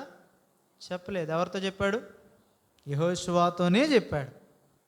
ఇది క్రమం. యెహోషువతో చెప్తే యెహోషువ వెళ్ళి యాజకులకి ఆజ్ఞాపించాడు. దైవ క్రమాన్ని దాటిపోవద్దు. అందుకే ఈ క్రమం. మీకు ఏది మేలో ఏది కీడో చెప్పాల్సింది యెహోషువ. దేవుడు నేరుగా వారికి చెప్పగలడు, చెప్పలేదు. ఎందుకు? దైవ నియమాన్ని కాపాడడానికి. క్రమం అది. యాజక ధర్మము, క్రమము. సంఘంలో కూడా క్రొత్త నిబంధనల క్రమాన్ని ఇచ్చాడు. క్రమము దాటిపోవడానికి అవకాశం లేదు. యెహోషువ గొప్పవాడని కాదు, యాజకులు చిన్నవాళ్ళని కాదు. లేదా యెహోషువ కాదు కదా ముందు వెళ్ళింది, ఎవరు వెళ్ళారు? యాజకులు వెళ్ళారు. యాజకులు గొప్పవాళ్ళు, యెహోషువ చిన్నవాడని కాదు, రెండూ కాదు. దైవ క్రమం అంతే. యెహోషువకు దేవుడు చెప్తాడు వారికి ఏది మేలో, ఏది దేవుడు కోరాడో అది యెహోషువ ఎవరికి చెప్పమంటే వాళ్ళకి చెప్పాల. ఇది దైవ క్రమం. లేదా మాకు తెలుసని వెళ్తే తప్పిపోతారు వారు. ఇంకా వాటి గురించి మనం మాట్లాడాల్సిన అవసరం లేదు. దైవక్రమం మోషేకు చూపించాడు. అందుకే ఎర్ర సముద్రంలో మోషేకు చూపించాడు మార్గాన్ని, అందరికి చూపించలేదు. మోషేకు తన మార్గం చూపించాడు ఆయన. మనకు కనబడుతుంది, నియమించినోడికి కనబడుద్ది. ఎవరు నియమించేస్తే వాళ్ళకి. కాబట్టి చాలా ప్రాముఖ్యం. యెహోషువకు చెప్పాడు, యెహోషువ యాజకులకు చెప్తే యాజకులు దాటారు. చాలా ప్రాముఖ్యమైన సంగతి. నియమం దాటి మన కన్నులకి ఏది కనబడుతుందో దాన్ని చూచామా మనకే నష్టమే, కుటుంబానికి నష్టమే, సంఘానికి కూడా నష్టమే. అందుకే ప్రతి విషయంలో జాగ్రత్త పడాలి. తర్వాత చదవండి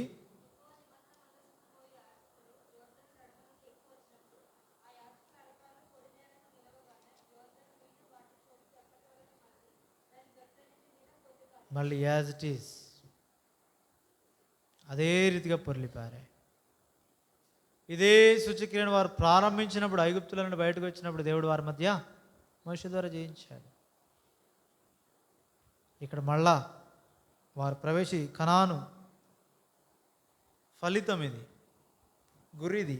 ప్రవేశించినప్పుడు కూడా అంతే. ఎన్నో ఏళ్ల నిరీక్షణ, కణాల్లో కాలు పెట్టారు.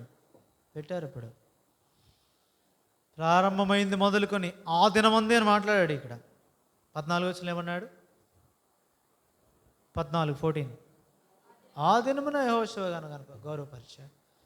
అక్కడ కూడా అంటాడు ఆ దినమందే మాట్లాడాడు కదా. అక్కడ నిర్గమకాండం 13, 14, 12 అధ్యాయాల్లో ఆ దినమందే, మధ్యరాత్రి వేళ. కానీ ఎప్పటి నుంచి మొదలుపెట్టాడు చెప్పడం? 12వ అధ్యాయంలో వారికి చెప్పాడు ఎప్పటి నుంచి మొదలుపెట్టాడు, ఏ దినం నుంచి మొదలుపెట్టాడు చెప్తాడు మోషేతో. చూసన్నా చెప్పండి. 12వ అధ్యాయం 12, 13.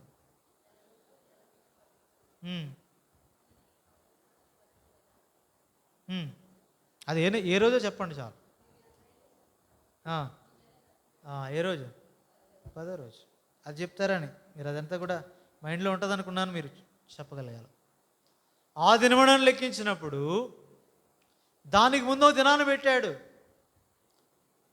ఆ దినం అనేది మధ్యరాత్రి వేళ విమోచించబడే దినం, దాని కొరకే సిద్ధపరిచే దినం ఒకటి పెట్టాడు. ఈ నెలలో ఈ నెల మీకు మొదటిది లెక్కించుకోండి. ఇక్కడి నుంచి ఈ నెల దశమి నాడు 10వ రోజు పస్కా పశువుని తీసుకురావాలా, పరీక్షించాలా. ఆ తర్వాత 14వ దినాన దాన్ని ఏం చేయాలా? వధించాలా. అది పస్కా. అయితే 10వ దినం, మొదటి నెల 10వ దినం అని చెప్పాడు. ఇప్పుడు ఎప్పుడు వచ్చారు? ఇప్పుడు యోర్దాను దాటి కనాన్లో ఎప్పుడు కాలు పెట్టారు? మొదటి నెల 10వ దినం. 19వ వచనం చదవండి, యెహోషువ గ్రంథం 4:19. మొదటి నెల 10వ తేదీని ఎక్కి వచ్చి, ప్రతి మాటకి అర్థం ఉంది ఇక్కడ. ఎక్కి వచ్చి గిల్గాల్లో, ఎక్కడది? ఎరుకో తూర్పు ప్రాంతం. ఇలా ప్రయాణం ఎట్నుంచి ఎటు వెళ్తుంది? తూర్పు నుంచి పడమరికి వెళ్తుంది. యోర్దాను తూర్పు నుంచి ఇప్పుడు ఎటు వచ్చారు? యోర్దానుకి పడమటికి. అంటే ఆ మాట వాడలేదు అక్కడ. ఏమన్నాడు? ఎరుకోకి తూర్పుకు అన్నాడు. ఇవి చాలా ప్రాముఖ్యమైన సంగతులు. దైవ క్రమము లోక క్రమానికి వ్యతిరేకం. ప్రయాణం తూర్పు వైపు కాదు, ఎటువైపు అంటే భౌతికమైన దిక్కుల గురించి మాట్లాడలేదు. అక్కడ మాట్లాడేది ఏంటంటే మీరు ప్రత్యేకించబడిన జనం, వాళ్ళకి వేరే ఉంటారు. వాళ్ళు వేరు, మీరు వేరు. మీ ప్రయాణాలు పడమటి వైపు ఉంటాయి, తూర్పుకు వ్యతిరేకంగా ఉంటాయి. లోకం ప్రయాణం వేరు. భౌతికంగా దిక్కులు చూడద్దు. మళ్ళీ భౌతికంగా క్రొత్త నిబంధనలు దాన్ని అట్లా తీసుకోవడం కాదు. తూర్పుకి వెళ్ళొద్దు, తూర్పు అట్లా కాదు, క్రొత్త నిబంధన కాదు. దైవ నియమం లోక నియమానికి వ్యతిరేకంగా ఉంటుంది ఎప్పుడు. అందుకే మీరు ఈ లోక మర్యాదను అనుసరింపకంటాడు. ఇది మనం నేర్చుకోవాలి. అది దేవుడు ఏ విషయంలో కూడా క్రమం దాటలేదు. చూడండి, ఏ 10వ రోజు దేవుడు వారికి చెప్పాడో పస్కా పశువును సిద్ధం చేసుకోండి అని, అదే 10వ రోజు మళ్ళా ఎన్ని సంవత్సరాల తర్వాత? ఖచ్చితంగా 40 ఏళ్ళు అయింది. 40 ఏళ్ళ తర్వాత అప్పుడే. ఇప్పుడు మోషే లేడు, తెచ్చినోడు లేడు, అప్పుడు పస్కా గురించి చెప్పినోడు లేడు. అయితే ఎవరున్నారు ఇప్పుడు? యెహోషువ ఉన్నాడు. ఎవరున్నా లేకపోయినా క్రమం ఒకటే, ఎక్కి రావాల్సిందే. స్వాస్థ్యంలో కాలు పెట్టాలంటే ఎక్కి రండి. మరణ నది దాటి ఎక్కి వస్తే తప్ప స్వాస్థ్యంలో ప్రవేశించడానికి లేదు. ఎక్కి వచ్చారు. యోర్దానులో నుండి ఎక్కి అప్పుడు ఎరుకోకు తూర్పు వైపున వారు గిల్గాల్లో దిగారు. వచ్చినంత మాత్రాన్ని కదా, ఇప్పుడు ఉంది అసలు సంగతి వాళ్ళకి. స్వాస్థ్యంలోకి వచ్చారు, మంచిది. తర్వాత అసలు సంగతులు ఉన్నాయి. సరే తర్వాత చదవండి. అందుకే అది మళ్ళీ వచ్చినప్పుడు దాన్ని ధ్యానిద్దాం. గిల్గాల్ సంగతి, ఆ గిల్గాల్కి ఆ పేరు తర్వాత పెట్టారు. ఇప్పుడు ఎందుకు, ముందే ఆ మాట రాసేసాడు యెహోషువ. సరే, ఇప్పుడు గిల్గాల్లో పెట్టించాడు. ఈ రాళ్ళు ఎందుకని తమ తండ్రులను అడుగుతారు కదా.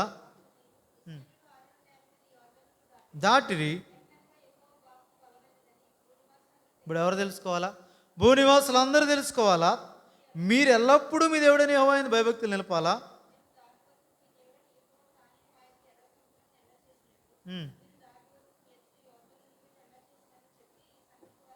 ఎలా తెలియపరచాలో చెప్తున్నాడు. ఆయన మందసం అన్నాడు, ఇప్పుడు ఏమంటున్నాడు?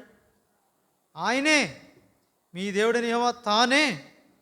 దాన్ని ఎలా ఎండ చేశాడు అట్లనే మా మధ్య ఉన్నాడు. ఆయన చూచాం. ఎవరైతే ఆయన చూచారో దాటి వెళ్ళిపోయారు. ఉద్దేశం అది. ఎవరైతే ఎత్తడి సర్పం చూచారో నిదానించి వారందరూ బ్రతికారు. అలాగే ఎంతమంది మనిషి కుమారుని ఎవరు చూస్తారో దాన్నే తెచ్చాడు అక్కడ హెబ్రీ 12లో. విశ్వాసం కర్తయు దాన్ని కొనసాగించేవాడినైనా వేసివేర్చాడు. కొత్తది ఏం పెట్టట్లేదు, అదే నియమం. వారు ఎవరిని చూచారంటే ప్రభువుని చూచారు, దాన్ని దాటారు. ప్రభువుని చూచి నడిచినంతసేపు పేతురు నడిచాడు నీళ్ళ మీద. ఏమీ మారలేదు పరిస్థితులు. అంటే భౌతిక పరిస్థితులు మారిపోయినాయి. నది ఎండ చేసి నడవ చేయలేదు ఎవరిని? పేతుర్ని. ప్రభువుని చూసి నడిచాడు అంతే. పరిస్థితులు ఎలాగనే ఉన్నాయి. ప్రభువుని చూచావా నువ్వు నడుస్తావు. అది ఆరిపోవాలి ప్రతిసారి గాలి వచ్చి విభజించబడిన ఎర్ర సముద్రాన్ని ఎండ చేయాలా, ఆరిపోజేయాలా? లేదు. ఎక్కడికి రమ్మ అక్కడే నువ్వు నడిచి వెళ్ళిపోవాలి అవతలికి. నడువు చేయవాడు ఆయన, నువ్వు చూడవలసింది ఆయన్ని. నీ దృష్టి ఎక్కడుంది? అది చాలా ప్రాముఖ్యం. యెహోవా అనుగ్రహించే రక్షణ మీరు ఊరకయే నిలిచుండి ఆయన చూడండి, రక్షణ చూడండి, ఆయన చూడండి, నడిచి వెళ్ళిపోతారు. మందసాన్ని చూడండి, నడిచి వెళ్ళిపోతారు. ప్రభువుని చూడండి, విశ్వాసం కర్తయు కొనసాగించండి. ఇప్పుడు ఆయన చూడండి, ఏది మారలే. పరిస్థితులు మారచ్చు, ఆయన మారట్లేదు. అది జ్ఞాపకం చేయబడేది. చూచే దృష్టిలో ఉంటుంది. నేను ఆ విజయం యొక్క రహస్యం అది జ్ఞాపకం చేస్తున్నాడు ఇక్కడ. అందుకొరకే రాళ్ళను పెట్టాడు, సజీవమైన రాళ్ళుగా. ఈ గిల్గాలను గురించి దాని గురించి ఎలాగో తర్వాత వెళ్ళే కొలది ధ్యానిస్తాం కాబట్టి వాటిని గురించి ఇక్కడ చెప్పట్లేదు. కానీ దేవుని ఉద్దేశంలో వారి పక్షానే కాదు, నీనా పక్షాన కూడా విలువైనవి అవి. ప్రతిదీ కూడా లెక్క పెట్టి చెప్తాడని. ఏది కూడా ముందుకి వెనక్కి వెళ్ళడు. ఏ దశమి రోజు సిద్ధపరిచాడు ఆ దశమి రోజు తీసుకొచ్చాడు వారిని. మొదటి నెల 16. తర్వాత వాళ్ళు రెడీ చేశాడు సున్నతి చేయడానికి. అవన్నీ తర్వాత అధ్యాయాలు కనబడతాయి పస్కాను ఆచరించడానికి. తర్వాత వారు దానిలోకి వచ్చారు. అప్పటి నుండి వాళ్ళ కొత్త జీవితం ఏమైపోయింది తర్వాత అధ్యాయంలో కనబడుతుంది. అప్పటి నుండి మన్నా ఆగిపోయింది, దొరకలేదు. వారు ఆ దేశపు పంటను తినిరి, మన్నా ఇంకా దొరకలేదు వాళ్ళకి. మన్నా ఆగిపోయింది. క్రొత్త జీవితం, అక్కడి నుంచి క్రొత్త జీవితం వారికి. మన్నా ఆగిపోయింది అప్పటి నుంచి. ఆ దేశపు పంటను తిన్నారు. అక్కడ నుండి మళ్ళా వేరే సంగతుల తర్వాత దాన్ని ధ్యానిస్తాం. పస్కా అయిన తర్వాత రోజు 15వ తేదీ. కాబట్టి ఈ సంగతులు అక్కడ కనబడతాయి 2వ నెలలో. మెట్టుకు ఇప్పుడు వారి విషయం కాదు, మన విషయం మనం జ్ఞాపకం చేసుకుందాం. నిన్ను నన్ను కూడా ఒక జ్ఞాపకార్థంగా, ఒక సూచనగా ఈ లోకంలో ఈ తరం అయిపోయి నీ భూమి మీద నీ జీవితం అయిపోయిన తర్వాత నువ్వు ప్రభు ఎదుగు చేర్చబడిన తర్వాత చిహ్నాలు ఉంటాయి. ఆ రాళ్ళు ఉండాలా, సజీవమైన రాళ్ళే, నిర్జీవులేం కాదు, సజీవమైన రాళ్ళు. అవి మాట్లాడాలా. రాళ్ళు మాట్లాడతాయా లేదా? రాళ్ళు మాట్లాడాలా.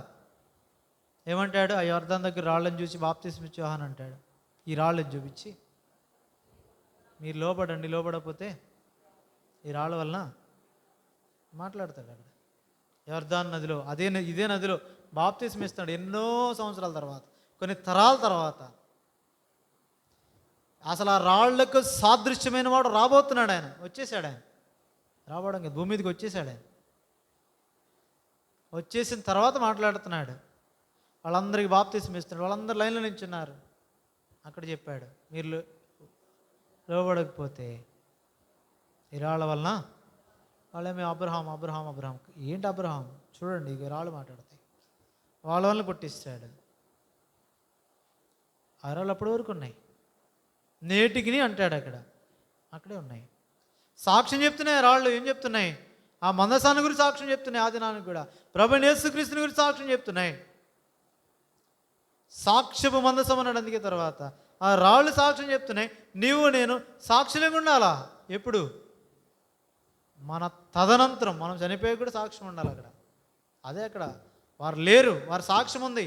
12వ అధ్యాయం 1వ వచనం హెబ్రీ పత్రికలు. ఎంత గొప్ప సాక్షి సమూహము, మేఘం వలె. ఆ సాక్షి సమూహంలో నీవు నేను ఉండాలా? మనం వెళ్ళిన తర్వాత ఈ సాక్ష్యం లేకపోతే, విడిచిపెట్టలేకపోతే తర్వాత తరం ఎలా అవుతుంది? యెహోవా ఇశ్రాయేలు కొరకు చేసిన కార్యములను జరిగిన తరం వచ్చేస్తుంది. నీ సాక్ష్యం ఏది? జ్ఞాపకం చేసుకో. కాబట్టి ఆ సజీవమైన రాయి వల్ల ఆత్మ సంబంధమైన మందిరంగా నేను కడుతున్నాడు. ఎక్కడ? పరలోకంలో కాదు, భూమి మీద కూడా. అది నీ గుర్తెరిగితే నీ సాక్ష్యం ఏది? నీకు దేవుడు చెప్పిన పని విషయం నువ్వు ఎట్లున్నావు? చేసేది ఆయన, అద్భుతాలు చేసేది ఆయన, ఆయన మందసము, ఆయన వాక్యం, ఆయన ఆత్మ ఆయన నడిపించుంటుండగా ఆయనకి లోబడి ఆ సజీవమైన రాయి వంటి జ్ఞాపకార్థ సూచన ఆనవాళ్ళు పెట్టి వెళ్తున్నామా భూమి మీద? పెట్టి వెళ్ళారు. మన ముందు వెళ్ళిన పితరులు, దైవజనులు పెట్టి వెళ్ళారు. చెప్పగలం మన వారి సాక్ష్యాలు చెప్పుకోగలం మనం. వారు అట్లా జీవించారని చెప్పగలం. మన జీవితాలు ఉపయోగకరంగా ఉంటుంది అది. వారి జీవితాలు అట్లా జరిగింది కాబట్టి మనం కూడా అట్లా చేస్తే అది సాక్ష్యం. నీకు ఉపయోగపడి నీ జీవితంలో నువ్వు చేయగలవు. నీ సాక్ష్యం ఏది? వాళ్ళ గురించి గొప్పగా చెప్పుకుంటాం, మంచిది. నీ సాక్ష్యం ఏది? రాబోయే తరం నిన్ను గురించి ఏం చెప్పుకుంటుంది? దాని గురించి చెప్తున్నాడు ఈ 4వ అధ్యాయం అంతా. వేరేమి కాదు. ఈ 4వ అధ్యాయం అంతా ఉద్దేశం ఏంటంటే సాక్ష్యపు మందస్సమును కలిగిన, లేదంటే ఆ సాక్ష్యపు మందస్సమును మోయు యాజకులు నిలిచిన ఎరుకో లేదంటే యొర్దాను మధ్యన ఉన్న రాళ్లను గురించి మాట్లాడతాను. నేను కూడా రాయిగా ఉంచాడు కదా, నీ సాక్ష్యం ఏది? ఏమైంది? ఆ సాక్షిగా నీ ఉండి నిమిత్తం ప్రభు నీకు అప్పగించిన పని విషయం ఏంటి? వాళ్ళ గొప్పతనాన్ని బట్టి ఆ సాక్ష్యం ఏమీ చేయలేదు, విశ్వాసమును బట్టే చేశారు. విశ్వాసమును బట్టి హేబేలు కయ్యని కంటే శ్రేష్టమైన బలి అర్పించాడు. విశ్వాసమును బట్టి హానోకు దేవునితో నడిచెళ్ళాడు. విశ్వాసమును బట్టి అది వరకు చూడండి సంగతుల గురించి సాక్ష్యం ఇచ్చి హెచ్చరింపబడి ఓడగట్టి తన ఇంటి వారి కొరకే ఓడను సిద్ధం చేశాడు. లోకం మీద నేరస్థాపన చేస్తున్నాడు. ఎవరు? నోవహు. విశ్వాసం బట్టి ఎక్కడికి వెళ్ళాలో తెలియదు, విడిచిపెట్టి వచ్చాడు అబ్రహాము.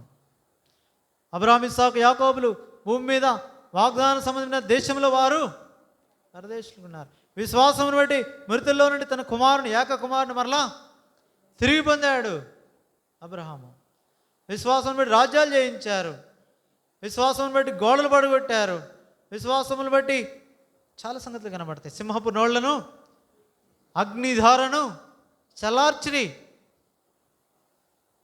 విశ్వాసాన్ని బట్టి జరిగినవన్నీ వారి గొప్పతనం కాదు.